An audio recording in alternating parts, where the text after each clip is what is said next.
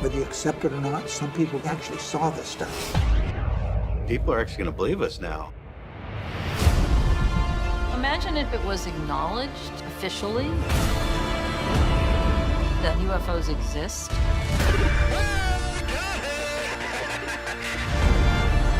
Our own divisions would suddenly feel so much smaller. It was dark money. Even members of Congress don't know it's there. This is too big to turn away from. There's something in our skies, and we don't know what it is, but there's something coming. The world needs to get ready for what's about to happen.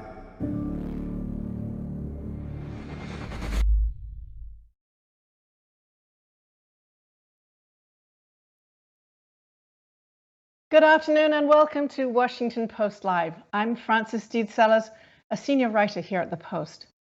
This afternoon, we're going to be talking about a new Showtime docuseries, UFO, with director Mark Monroe and a professor of history and an expert interviewed in the series, Greg Eghigian. A very warm welcome to you both. Hi, delighted to be here. Thank you for joining us. Mark, if I may start with you, you've produced movies on the Beatles, the Bee Gees, Pavarotti, Before the Flood with Leonardo DiCaprio. So why UFOs? Well, this project really came about through Bad Robot, my partners, and Showtime, a great producer, Glenn Zipper with Zipper Brothers. They got together and talked about how much this topic has come to infuse and dominate a lot of our talk in the culture. And so they had an idea to really dive into this article that came out in 2017, a story that was covered by the Washington Post and the New York Times, Politico, and a lot of really institutions in terms of credibility and the way news is reported. And suddenly you're seeing UFOs in these publications, and so they really wanted to examine why and what is happening here in our culture to bring UFOs to the fore. So I'm always attracted to stories that have mystery, whether it's a music doc or an environmental piece, and characters who are committed. And in the UFO topic, that's what you find. Commitment, obsession, and a mystery that doesn't seem to ever go away. Greg, I watched episode 4 earlier this week and talk about somebody committed. You were interested from your early years in this phenomenon. But could you talk to me now a little bit as a historian about the interest you had developing the background of this history and why it's important, you believe, to see this in a historical context? Yeah, sure. Oh, like so many people who've gotten interested in UFOs over the years, my interests really sprouted in my youth. I was fascinated with UFOs. I could not stop reading books about UFOs and people who said they'd been contacted by aliens or had been kidnapped by aliens. I was always quite mesmerized by this subject matter for a lot of the reasons that Mark just outlined. But I will say that other interests occupied my time and energies over the years. But several years ago, I became really struck by this topic again. And I started diving into it a little more. And I started to realize something I thought was really quite shocking. And that was to find out that no academic historian had ever written a book on the subject of UFOs since 1975. And so that made me think there's something to this, right? There's something to actually look into this. So what I think that is interesting about UFOs from a historical standpoint, right, is that what we historians bring to any topic is an interest in understanding how things became the way they are. Why are they looking like and playing out in the way they're playing out? And it strikes me that one of the things you come to realize very quickly about UFOs is, first of all, UFOs haven't just made news. There have always been people, boosters, champions who've helped make them make news. The second thing that you start to realize is, and related to this, is that UFOs don't just appear and maybe more importantly disappear you have always had people and groups who've been very interested in making sense of and interpreting those appearances and disappearances. And so from my standpoint as a historian, that over time what we see is you really can't divorce the speculation about UFOs from the sightings, from the reports about UFOs. Well, that really brings me to a question again for you, Mark, about bringing credibility to this investigation in your movie making. How did you go about that? How do you do the sort of storytelling that's also an investigation? Well, really, it's going to the source. I think a main feature or focus of this docuseries really is to dive behind the headlines and to look deeply at that one article. Really, prior to 2017, there was not a lot of recent credibility in terms of UFOs, largely because the government had stopped looking at them, and it was left to the private sector and smaller UFO organizations, ufologists they call them, or people who had witnessed things, going to conventions. That's really where the story was living in the National Enquirer, right? In tabloid style magazines. So when the New York Times reports that the government actually has been looking at UFOs, they just haven't been telling us about it, that suddenly changes the story dynamic completely. And so we went immediately to the people who wrote the article, as well as kind of trying to get to the stories behind the article. Where it came from, why the story is being reported now. And I think that's, where we found characters that, as Greg suggests, are carrying the torch here to try to get the public to look, advocating in a sense, to try to make the storyline credible. And after all, if the government thinks it's worth looking into, maybe we should be as well. One of the very compelling characters in episode 4 is this Harvard psychiatrist, John Mack. And Greg, maybe you can talk to us about the conclusions he reached and actually how he reached those conclusions about whether people were truly witnessing these close encounters. Right. So John Mack was a quite renowned, quite well-respected psychiatrist at Harvard University, professor of psychiatry. He actually came to the subject fairly late, relatively speaking, in the sense that he hadn't, from my understanding, had any kind of particular interest in UFOs or stories about people contacting or meeting aliens. But at some point, around the early 90s, he had started to reach out and talk to and engage with a number of people, in particular the artist Bud Hopkins, who had been for some time, dating back to the early 80s, been chatting with people who had said that they had not only seen UFOs, but they had in fact had encounters with the occupants of these vessels, and that these aliens, these extraterrestrials, were kidnapping them, were abducting them, right? And this is the 80s and the 90s are really the heyday of this phenomenon that we all associate with the term alien abduction. John Mack got fascinated with this and started to meet some of the people who were making these claims and started to work with them. He started to work with them professionally. They started to want to see him in order to work through what they felt as this very traumatic experience. And over the course of talking with them, he became more and more convinced, as he said, privately, but also publicly, he became more and more convinced that he couldn't just simply dismiss this all as confabulation, as the ravings of people who have either fevered imaginations or were mentally ill.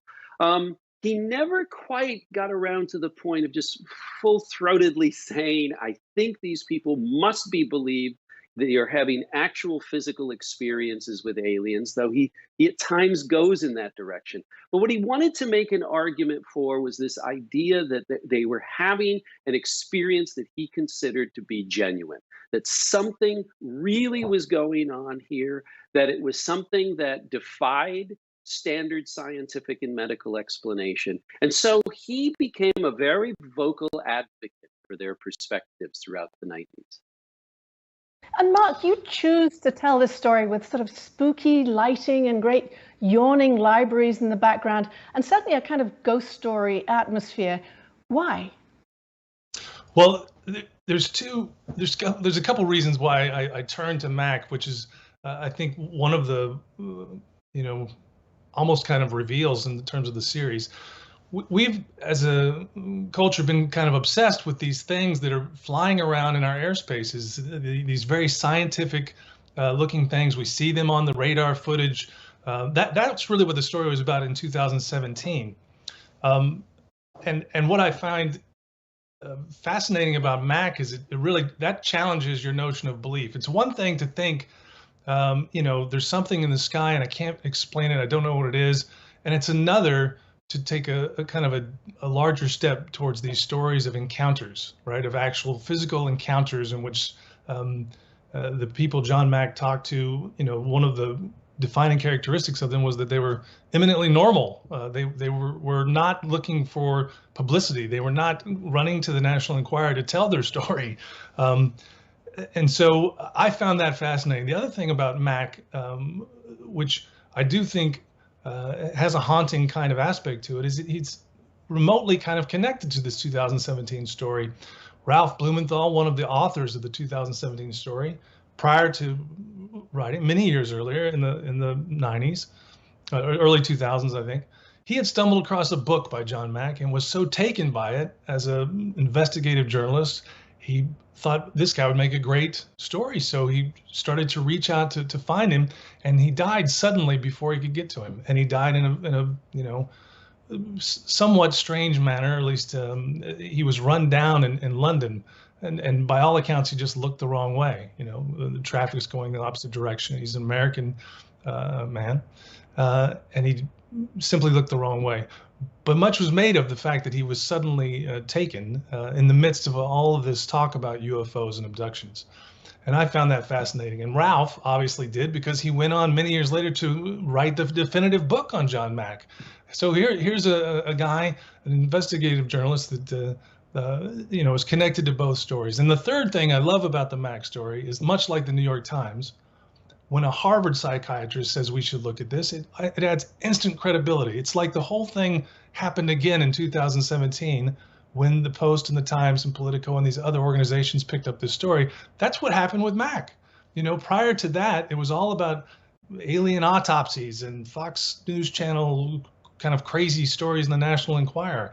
And Mack made the academic world, sit up and go, what's going on here? And so I loved that aspect of credibility being kind of put onto this subject. So there's no doubt about the interest in this topic. We've had a huge number of reader questions, and I'd love to ask you each one of them. I think they're going to come up on the screen, but the first one I have is for you, Greg, and it's from Taylor Messenger in the Virgin Islands. And the question is, do you feel that UFO lore in cinema detracts from the reality of the subject? Does it make it easier or harder for serious discussions to occur?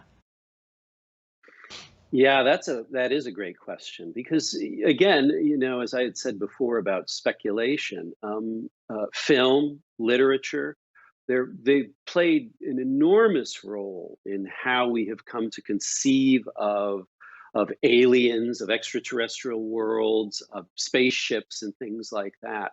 There's no question that in many ways it's muddied the waters and it becomes very difficult to tease out what represents science fiction, what represents science fact, particularly in this murky world, right? Where all we seemingly get are stories from people who that are very compelling, but don't provide us with maybe enough information or enough photographic evidence or anything like that to confirm what they're saying, or we have vague, grainy images. So it's very easy for these other kinds of sources, these other things like film, to sort of become our kind of default setting. We could turn to them for sort of the an easy answer to maybe imagining certain things. The other thing is I do think what's historically interesting in this regard, and that, which is why I think it's such a good question to sort of think about, is if you take a look at something like the 1950s, for instance, 1950s films about aliens, right? Were overwhelmingly, with very few exceptions, were overwhelmingly about alien invasions, aliens coming to take over. Aliens are these horrible beings who want to conquer the world, right? But what's interesting is that in reality, at the time, most of the people who were claiming in the 1950s that they were having encounters with aliens were in fact telling a very, very different story. Their story was about very benevolent aliens who were very kind and gentle, were here to help us sort of extricate ourselves from the menace of the Cold War and nuclear holocaust. And so what's interesting is there's this kind of at times disconnect between things like cinema and things like the realities on the ground. So I'd like to turn to a question for you, Mark, and this one comes from Ryan Sprague in New York, I believe. The question is, what was the most revelatory moment in filming the series that made you question what you knew about UFOs? Wow. Big one. I think probably the stories from hearing personal stories about this topic is really affecting to me. So it's one thing, I guess, to see the radar images of what they call the TikTok crafts, the TikTok videos, these smallish objects that are caught by military cameras, Navy airship cameras, and radar on ships. But hearing firsthand from Kevin Day, hearing the story, how it affected his life, and just thinking, here's a guy who had gone through the military, had been trained and was at the top of his class, clearly, to be in the position he was in, to see things on radar, to interpret radar, to use his training to determine what is going on. And he was emotionally changed by the incident. And I wish I could tell you, oh, I discovered through doing this that the piece of a craft exists in this building or that, and they're doing these things, whatever. That's not possible to know really from our position. It's really hard. But seeing someone who seemed to be on one life path trajectory and that be changed by this event, that's revelatory to me. And I think you see that again and again. And that's why people, I don't think anyone sets out to be a UFO journalist or a ufologist. Something happens to them, right? And it becomes something that takes over their lives. They can't not do it or not follow it. It's not possible for them. And I think that's what's revelatory for me. So let me follow up with another question. The government in late June released this report. Mark, what's your thinking about what the government knows and what we're not being told? Well, certainly I would think we're not being told a lot. If all that has happened over the course of, even this last stretch of time in which the government says that they were investigating and looking into these incidences, and all we get are 9 pages of incredibly inconclusive material, I would think that there's more to be known. So in a way, it felt like they were kind of kicking the can down the road, and I think that's kind of what you see happen again and again. So I do think, though, we're in a new world in the sense that with the government saying we have been paying attention to this, you also have elected officials saying we should be paying attention to this. And I think when you have more incidents, if another incident happens in the future that's captured with better quality cameras or interrupts some sort of defensive exercise, I think you're going to have more attention to it and more demand to find out what is known, what is being hidden from view, right? So it's baby steps, it's hard to move forward on that front. Greg, it was only a 9-page report. Just briefly, was it anticlimactic or a game changer? I don't see it as a game changer per se. I think it does add a few more things to the sort of the discussion. I think the admission that these are the vast majority of sightings were in fact real objects, and I think the admission that perhaps the military has a bit of a problem on its hands in terms of a kind of culture of ridicule surrounding discussing the subject within at least military and intelligence circles. I think those were actually fairly important admissions from my standpoint, from a historical standpoint. But I do think that we are still, as Mark said, the can got kicked down the road. We're still living in a sort of atmosphere of ambiguity. So everything's still on the table. And I think all it means now is there's going to be more wait and see, and more people are going to sort of have to chime in. So let's see a short clip from the show in which we'll hear from you, Greg, and also see a reporter and one of the experts from the series. The thing about the UFO phenomenon is it's just not a phenomenon. It has always been shrouded in mystery. There are people who view this stuff as a puzzle that can be solved. We just need to put the pieces together. And then there are people who see these as mysteries, and mysteries are never solved. So just to follow up on that, Greg, are these mysteries that can be solved? I think a great deal of it will involve mysteries that will simply be perpetual, that there are large questions. And I mean, this is also the nature of this phenomenon, right? I mean, UFOs, that term, that very vague, impenetrable term that seems to mean nothing and everything, right? It refers to really black boxes, things that, as I said, we never get a good glance at. We never quite understand. Is it an it? Is it a they? Is it something, right? It's always been, and I think will be, shrouded in deep ideas and notions of mystery. And therefore, people will impart to it a significance that oftentimes goes much farther than just sort of material culture and material questions. That said, there are, in fact, and there will be cases and instances, and have been, where what we have on our plate is really something that needs to be investigated, that simply we need to get to the bottom of it. And you can largely get to the bottom of it, right? So I think that what the reality that we have to live with, and that UFOs have in a sense shown us, is the need to, in fact, live in a world where there is ambiguity and ambivalences. And that can be, I think, troubling for some people. So Mark, do you have any explanation or hunch for why so many Americans report sightings, more than any other nation in the world, I think?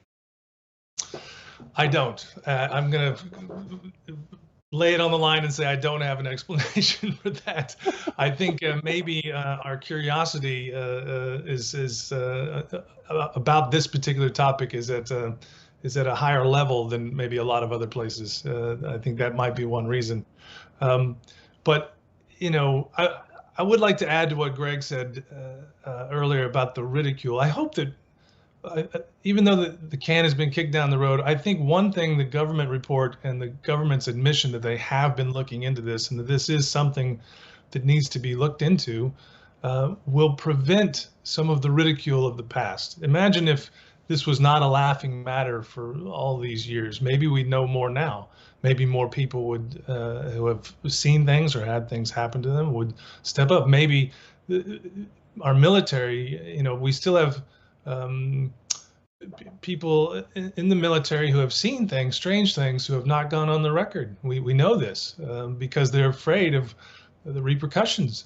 So what I hope you know, happens in the wake of the government's admission, as well as I certainly hope this series helps, is maybe stop or slow down on the ridicule.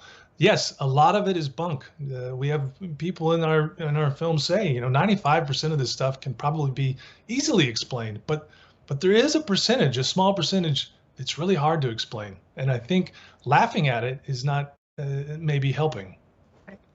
So, Greg, you're a historian, but look ahead for me.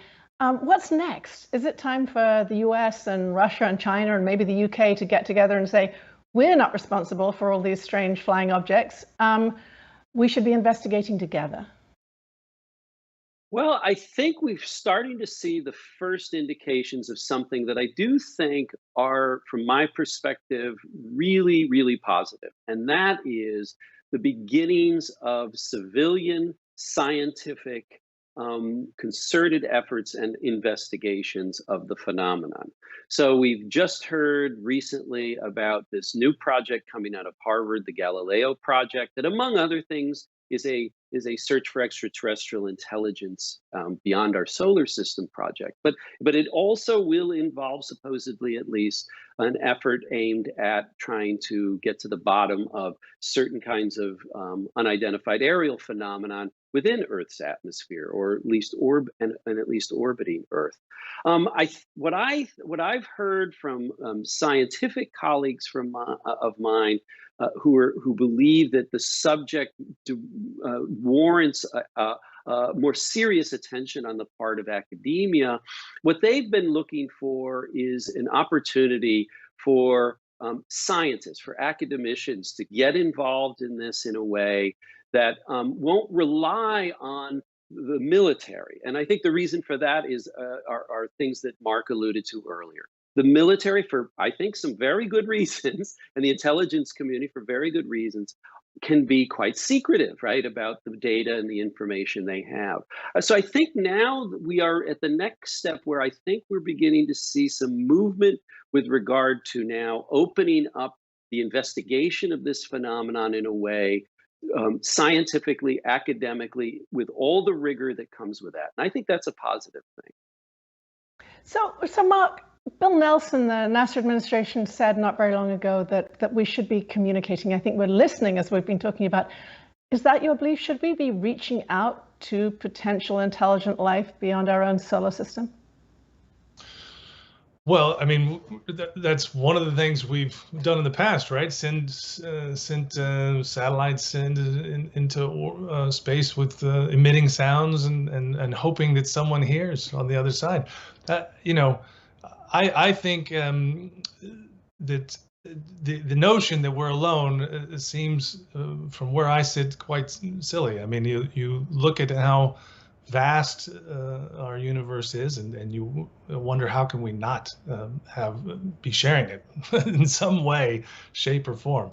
So I think we stay the course. I think if you think 100 years ago we just learned how to fly a plane, and now we're remotely flying planes on Mars or helicopters on Mars. We got to keep going. We got to keep trying to answer these big questions about are we here alone, or are we not? What is the meaning? Why are we here? It's all wrapped up in this topic. So we have this very growing notion that we're probably not alone. At the same time, and maybe we can finish with you, Greg, we have very little time left. If the pandemic has taught us anything, it's that people are willing to believe in conspiracy theories and dismiss science. Has that realization changed your thinking at all in the past year and a half about how to understand people's belief systems and what to make of UFOs? In some ways, I think it has. I mean, I think there's no question that the whole UFO topic has, over the decades, found itself enmeshed in conspiracy theories and all sorts of rather spurious ideas about nefarious parties, both on Earth and outside of Earth, working their machinations to try to undermine our way of life. And that has always played a role within the UFO world. But it's also very clear that many, many people, I'd go so far as to say maybe in the vast majority of people who I've come to know involved in the UFO world, are not of that ilk. They do not view the world that way. And they actually have great respect for science and medicine. So I think there is a lot of space and a lot of room here in this world and in this when discussing this topic to, in fact, get grounded very firmly in science and medicine, while also simultaneously asking what I think need to be tough questions about scientific authority and medical authority. Greg Eghigian and Mark Monroe, thank you so much for joining me. It was a fascinating discussion. Pleasure. Thanks very much. Thank you so much for having us. I'm sorry we didn't have time for more. If you would like to see more of upcoming programming on Washington Post Live, please go to WashingtonPostLive.com. As always, I'm Frances Steed Sellers. Thank you for joining me.